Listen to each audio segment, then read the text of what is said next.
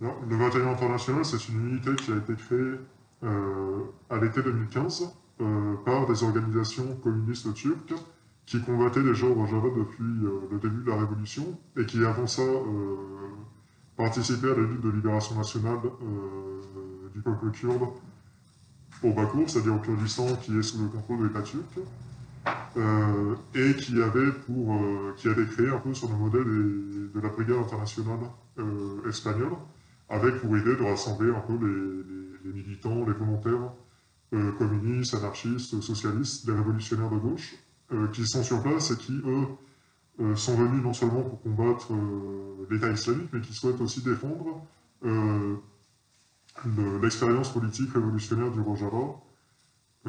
Voilà. Euh, L'unité a été créée donc en 2015, elle a participé à plusieurs opérations militaires. L'opération militaire de Soulouk, trois camarades sont tombés en martyrs. L'opération de Dadi, l'opération de Manbij un petit peu plus tard. C'est une unité d'infanterie, voilà, qui a connu, par laquelle sont passés pas mal de camarades européens, notamment, dont un volontaire américain qui est tombé il y a quelques jours, qui s'appelait Robin, et qui est décédé donc il y a quelques jours lors d'un combat au nord de Raqqa, lors d'une frappe aérienne de l'armée turque.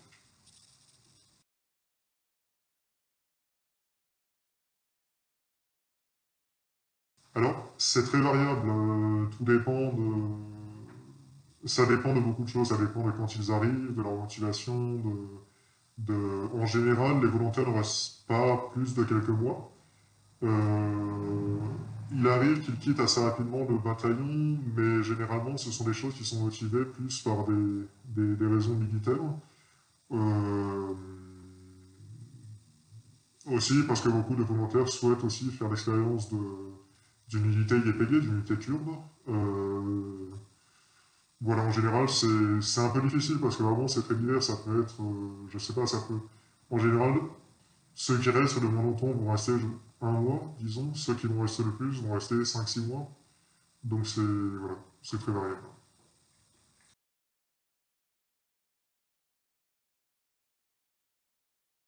Alors, tout dépend ça dépend encore, hein. En général, tous les volontaires étrangers qui arrivent pour combattre au Rojava vont avoir une formation militaire minimale assurée par les YPG. Ensuite, l'une des spécificités du bataillon international, c'est justement d'offrir une formation militaire complémentaire euh, qui va être un peu adaptée. Ça dépend de si la personne a été militaire avant, si la personne a déjà participé à des combats ou autre. Mais généralement, la formation militaire complémentaire qui est assurée dans le bataillon international dure autour d'un mois.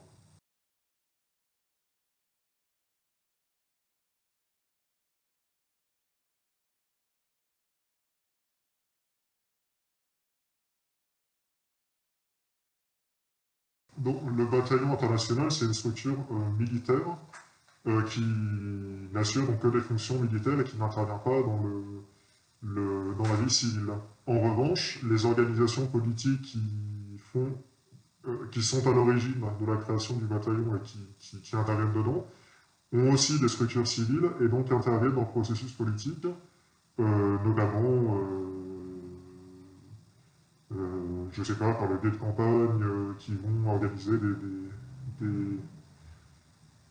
c'est très divers, hein. Vous avez des campagnes de solidarité à l'international, vous avez des campagnes, par exemple, pour inciter euh, certains civils à rester au Rojava et à essayer de reconstruire le pays.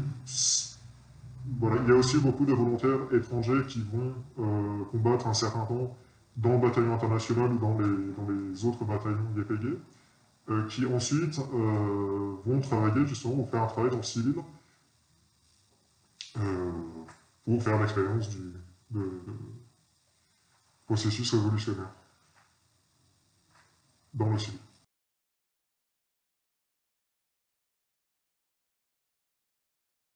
Non, non. Alors la spécificité du bataillon international, c'est de recruter les volontaires internationaux sur une base politique.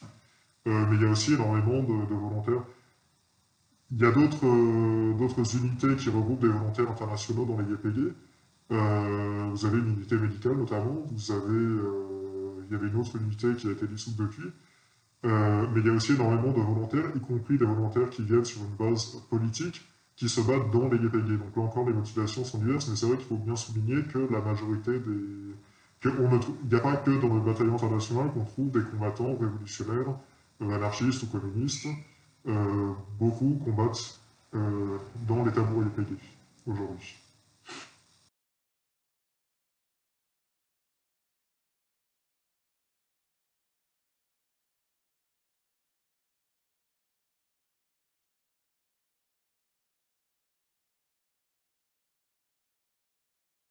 Oui, bah de toute façon, il y a toujours une base un peu, malgré tout, une base un peu politique.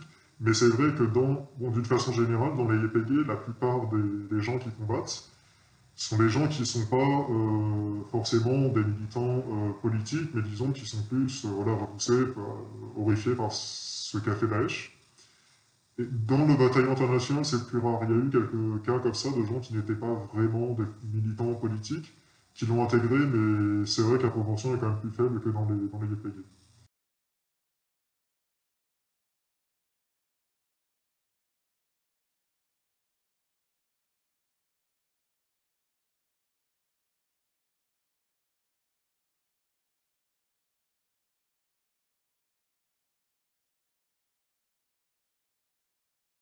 Mais ça, effectivement, c'est un problème. C'est-à-dire que il y a eu un appel qui a été fait par le bataillon international à l'été 2015, et avant ça, il y avait eu un appel qui avait été fait par les YPG aux volontaires internationaux, qui était de venir non pas, comment dire, un peu la différence de la guerre d'Espagne, c'est que pendant la guerre d'Espagne, le- les, les brigades internationales avaient un réel impact militaire sur le terrain, c'est-à-dire que le sort, à un moment de la guerre d'Espagne, aurait même pu se jouer, aurait pu être décidé par l'intervention des brigades internationales. Il y avait un réel, je crois qu'il y avait plusieurs dizaines de milliers de volontaires impliqués, qui étaient des troupes qui avaient l'expérience du combat après la Grande Guerre et qui parfois même étaient mieux formés militairement que les soldats locaux. Là, dans le cas du Rojava, il y avait vraiment une dimension politique, c'était de faire venir des volontaires nationaux, évidemment pour combattre Daesh, mais aussi pour qu'ils fassent l'expérience de ce qu'est une guerre, de ce qu'est un processus révolutionnaire, et l'idée aussi de créer des liens entre les révolutionnaires différentes régions du monde. Et malheureusement, les organisations de gauche n'ont pas forcément répondu, enfin, pour beaucoup, à cet appel-là. Il y a eu quelques organisations qui ont participé à des campagnes de soutien, qui ont envoyé des délégations sur place. Il y a eu la campagne de solidarité avec le Rojava. Mais c'est vrai que pour ce qui a été de, comment dire, pour envoyer des militaires combattre, à ma connaissance, il n'y a pas eu de... Enfin, en tout cas, dans les volontaires que j'ai rencontrés sur place, aucun n'avait été envoyé par une organisation et tout. Enfin, voilà, c'était plutôt des décisions individuelles.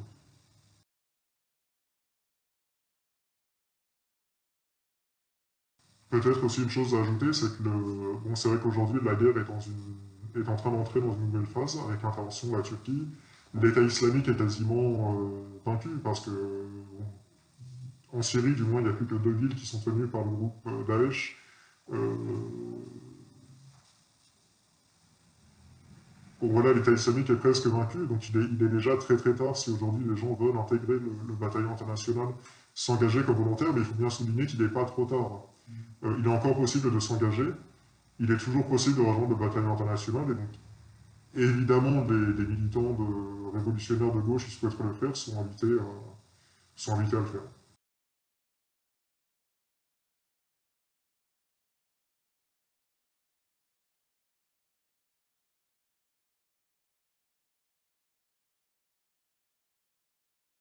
Bon, il y a beaucoup d'Européens qui ne voient pas d'autres comment dire, perspectives en allant là-bas que de dire on va essayer de leur montrer en quoi ils ont tort, etc. Comment dire, une attitude très arrogante, effectivement, où on va taxer, où on va dire on n'a pas grand-chose à y faire, ce sont des nationalistes, un peu tous les poncifs qui reviennent. Et c'est vrai que nous, en tant que militants, bon, voilà, en Europe, on milite quand même dans des conditions plutôt pacifiques, relativement confortables. la plupart du temps, et c'est vrai que se rendre sur place avec des militants qui ont l'habitude, enfin tu vois, avec des militants d'organisations qui ont quand même réussi un exploit incroyable.